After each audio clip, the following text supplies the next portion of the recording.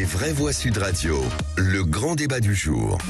Ce que je ressens, c'est qu'on est passé d'un processus de contestation d'une réforme, on commence à monter dans un sentiment de ressentiment, voire de colère dans certaines têtes. L'idée des grévistes, se mobiliser avec des actions populaires. C'est mieux qu'un mouvement de grève classique? Je pense, oui. Mais est-ce que le droit de grève, c'est de mettre en danger les autres? Parfois, quand il y a moins de manifestants dans la rue, il y a plus de colère dans les têtes. Que les éboueurs souhaitent faire grève, c'est un droit. Ce sont des actions qui ne sont pas autorisées. On en a conscience, on en est responsable, et la sanction peut aller jusqu'au licenciement. On a le sentiment d'avoir été méprisé. Vous savez, le mépris, c'est comme l'humiliation, on ne s'en relève pas facilement. Une grève, il faut que ça se voit, oui, mais la grève, effectivement, on peut avoir un service minimum.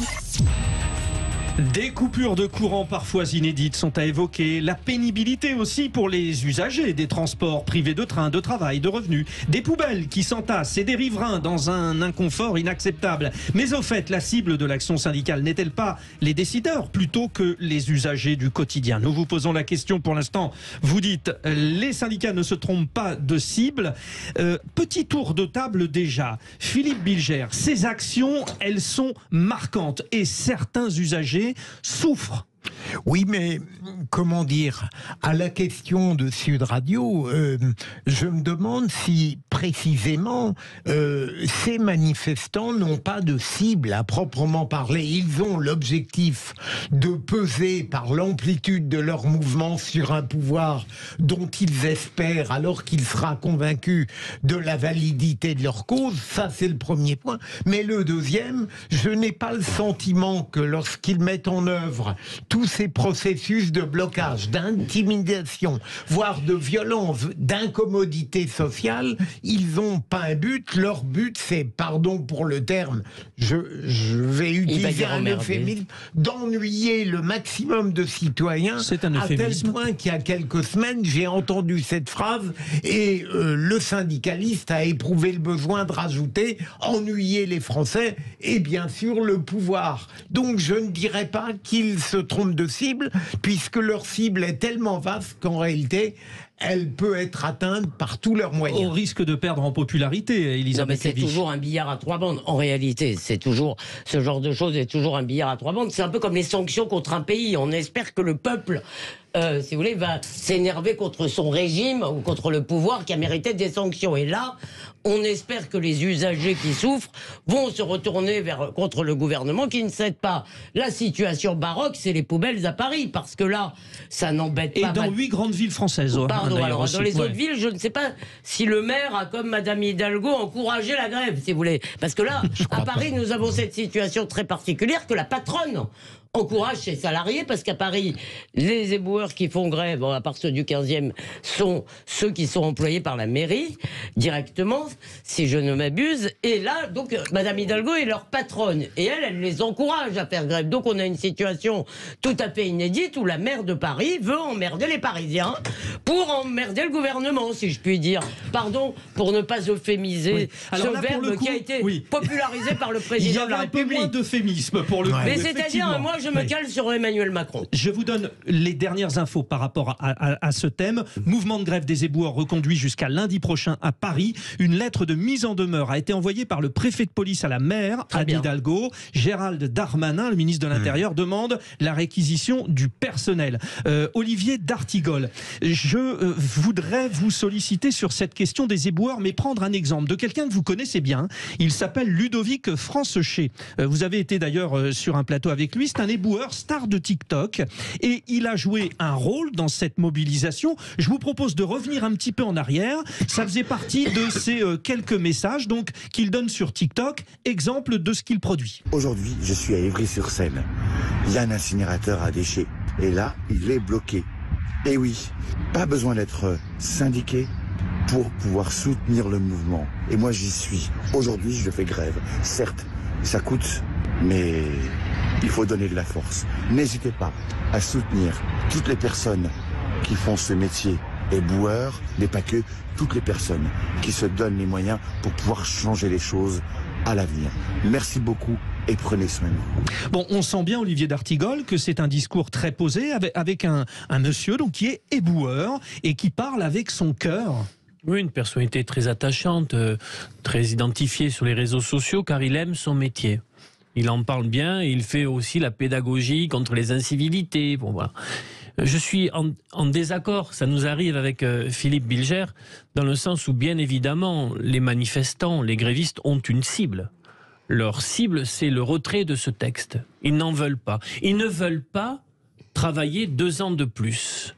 Et le gouvernement, depuis maintenant 2 mois, a connu un échec cuisant, retentissant, sur sa volonté de convaincre le pays sur une réforme juste et efficace. Mais dans l'action, Olivier, dans l'action, est-ce qu'il n'y a pas un autre moyen ? Je ne suis absolument pas nostalgique d'une période où un président nous disait, de toute manière, quand il y a des grèves, personne ne s'en rend compte. Oui, Nicolas Sarkozy. Bien évidemment, aujourd'hui, quand il y a des grèves, on peut s'en rendre compte. Et je dans constate, les transports, un peu moins, oui, un peu moins, mais là on parle des éboueurs. Ouais. Ah bah, et je constate que l'opinion publique, via les sondages, cette opinion publique maintient majoritairement un soutien, pas uniquement à l'intersyndicale, mais y compris à la grève, majoritairement. Donc il faut bien peut-être analyser en profondeur ce qui se passe au sein de la société française, qui ne veut pas de cette réforme et qui continue, malgré les désagréments que cela peut provoquer, à soutenir un mouvement, y compris dans ses formes les plus difficile. J'ai une information importante à vous donner. Elle concerne Ludovic Francechet. Donc, on a écouté l'un de ses petits discours. Hein, c'est sur TikTok, mise en scène. J'ai appelé tout à l'heure Ludovic. Je voulais qu'il soit notre invité. Il s'est mis à pleurer. Il s'est effondré. Il aurait aimé être avec nous. Mais voilà, il a posté ce matin un tweet, un message. Écoutez-le. J'ai décidé de ne plus m'exprimer sur les retraites, sur ce qui se passe actuellement, que ce soit sur Paris ou en France. J'ai été menacé. Je comprends pas. Mon discours sur les retraites va s'arrêter là. Je veux juste avoir un avenir plus sain. Voilà. Ludovic a été menacé de mort. La médiatisation, et bien sûr, il a fait des plateaux avec sa personnalité, avec sa sensibilité. Il était avec vous sur CNews notamment. Il a fait plusieurs plateaux avec sa sensibilité. Bon, je devine ce qu'il a pu recevoir comme message. Bon, Twitter notamment est un cloaque parfois infâme. Bon, moi je lui adresse des pensées très positives, voilà. Mais moi aussi, je voudrais Elisabeth, quelque chose. Alors moi aussi, je lui adresse des pensées très positives et je voudrais lui dire, même affectueusement, je voudrais lui dire de faire une chose. Quand on est attaqué, je veux dire, il faut savoir que ceux qui aboient, heureusement, ne mordent pas, ils ne mettent pas leurs menaces à exécution. Il ne faut pas regarder. C'est-à-dire qu'en plus, vous leur ferez perdre leur temps à tous ces ânes qui passent leur temps à mettre des insultes ou des menaces. S'ils le font et que vous ne les regardez pas, ils perdent leur temps et ils perdent. Et bien entendu, je comprends que ça vous touche, mais que Olivier a raison, dès qu'on est un peu médiatisé, c'est comme ça. Mais ce que tu dis là, Elisabeth, c'est un processus. C'est-à-dire pour arriver à ne plus être touché, comme tu dis, cela s'apprend. C'est vrai, tu as raison. Derrière cette question, et ce cas vraiment qui est très très touchant, moi j'ai eu ce monsieur au téléphone, c'est un monsieur éminemment sympathique. Il y a la problématique de cette action, c'est-à-dire que dans la mesure où on monte les Français les uns contre les autres sur des actions qui vont directement à l'encontre du quotidien des Français, c'est pénalisant. Qu'en pense Johan, qui est notre auditeur, témoin sur Sud Radio? Vous continuez de voter.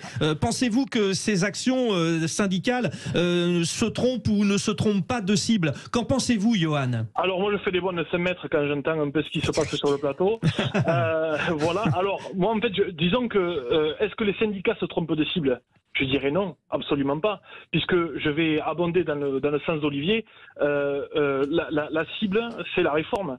Quand aujourd'hui, je vous renvoie un sondage là, tout simplement, 67% des Français approuvent que de continuer la mobilisation contre la réforme. Et c'est plus 4 points depuis le 10 mars, hein, vous avez raison de le rappeler, Johan. Et puis aussi, je vous renvoie à des chiffres historiques sur la mobilisation du 17 mars, 1,28 million de Français, donc c'est au-dessus de Fillon, c'est un record. Donc quand on voit que les Français, donc plus de 6 Français sur 10 soutiennent à cette action-là, ils comprennent très bien qu'à un moment donné, pour, je dirais, fragiliser un gouvernement qui n'écoute rien, qui n'en fait qu'à sa tête, il faut passer par des moyens comme cela pour paralyser tout l'État. Parce que les syndicats ne cherchent pas à paralyser les ménages, etc. Parce qu'au-delà de la réforme des retraites, on est bien conscient qu'il y a des problèmes de pouvoir d'achat, on est bien conscient qu'il y a une hausse énergétique, etc. Énormément de problèmes en fait que subissent, excusez-moi, tous les ménages. Donc déjà, imaginez si 6% sur 10, avec tous les problèmes qui sont liés économiques, je dirais, à la vie que les ménages même, s'ils sont aujourd'hui d'accord à 6 sur 10, c'est que vraiment, il y a une réelle efficacité. Bon, c'est entendu, Johan, c'est entendu. Et la tendance, hein, pour l'instant, c'est 70%. Non, ils ne se trompent pas de cible, je vais y arriver. Soit c'est du 70-30. Alors ça oscille, un coup c'est 70, c'est des poussières, ou 69. Mais nous sommes autour. Réaction très courte d'Elisabeth, parce que ça réagit au 0826 300 300. Elisabeth Lévy. C'est ce que vous avez dit, vous. On monte les Français les uns contre les autres. Oui, ce que j'ai dit moi, c'est ça. Hein. Oui, je ne sais pas qui est ce on qui essaye. Ouais. On a quand même le droit d'avoir une position qui n'est pas celle de la majorité. On a le droit d'être en désaccord sans détester les gens. Moi, je déteste pas les éboueurs qui font grève. Je suis contre leur mouvement. Et j'ai pas l'impression que il n'y a pas de on qui m'a monté. On a quand même le droit d'avoir des points de vue qui s'opposent. Prenons un personnel on et qui a été volontairement utilisé par ma propre personne, puisque dans ces cas-là, c'est possible de la part d'un peu tout le monde. Donc c'est pour ça que je restais dans le on. Je ne suis pas sûr que un désaccord signifie que nous sommes montés les uns contre les autres. Je ne déteste ni les cheminots qui font grève, ni les éboueurs. Je n'ai pas de haine c'est très pour bien eux. de le dire. Je ne suis pas d'accord avec eux. Mais je veux dire, on peut se parler quand même. Hein. La preuve, c'est sur Sud Radio. Et vous continuez, vous réagissez. 0826 300 300. Régis qui nous appelle d'Arles. Bonsoir. Bonjour. Régis. Bonsoir. Vous trouvez que les syndicalistes vont trop loin? Nous vous écoutons.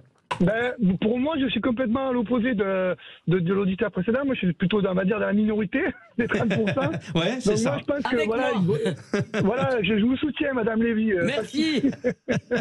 Non, je pense que vraiment, c'est abusé. Je veux dire, à un moment donné, c'est pas la rue qui gouverne, quoi. Je veux dire, Monsieur Macron, il a été élu en 2022. Je veux dire, les gens, ils avaient qu'à aller au bout d'eux-mêmes. Ceux qui ne sont pas allés voter, il fallait qu'ils disent Madame Le Pen, si c'était comme ça. Il ne fallait pas qu'ils aillent voter avec un mouchoir sur le nez pour Emmanuel Macron. Je veux dire, à un moment donné, c'est ça, le problème, c'est ça, c'est qu'il a été élu démocratiquement, qu'on le veuille ou non, quoi. Je veux dire, il faut arrêter de dire qu'il n'a pas été élu, il a été élu avec 25% de ses partisans et les autres qui étaient contre lui. Il a été élu, point. Donc, à un moment donné, voilà, je veux dire... Voilà, ça me révulse un peu ce genre de commentaires sur.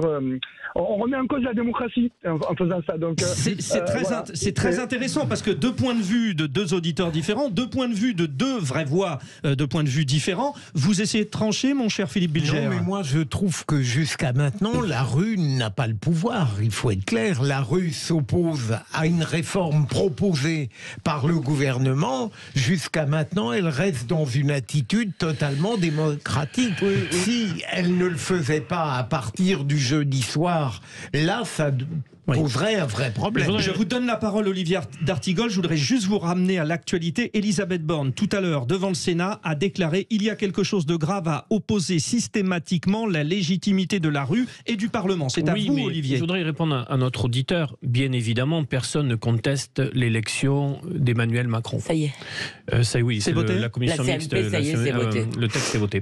Mais il faut bien voir les conditions exceptionnelles les conditions de cette élection.